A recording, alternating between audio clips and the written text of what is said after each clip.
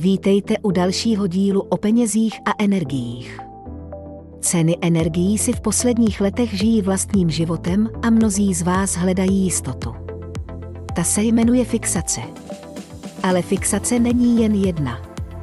Dnes se podíváme na dva oblíbené typy, fix roční a fix měsíční. Pro koho jsou vhodné? Jaké jsou jejich výhody? A kde se naopak spálíte? Fixace znamená, že se s dodavatelem dohodnete na pevné ceně za megawatt-hodinu elektřiny. Po stanovenou dobu, třeba rok, 2 nebo i jen měsíc.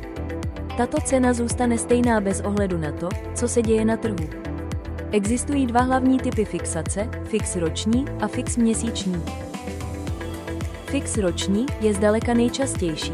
Smlouva se obvykle uzavírá na 12, 24 nebo 36 měsíců. Víte přesně, kolik za energii zaplatíte. To je obrovská psychologická výhoda a skvělé. Pro rozpočtování domácnosti nebo firmy. Žádné nečekané skoky. Pokud ceny na trhu začnou růst, vy se usmíváte. Vaše cena zůstává nízká. Zafixovali jste si cenu, když byla výhodná. Nemusíte každý měsíc sledovat trh. Smlouvu řešíte jednou za rok či 2. Fix měsíční, někdy také nazýván flexifixace. Fixujete si cenu jen na jeden nadcházející měsíc. Můžete rychle reagovat na pokles cen. Pokud trh padá, za měsíc se můžete přefixovat na novou, nižší cenu.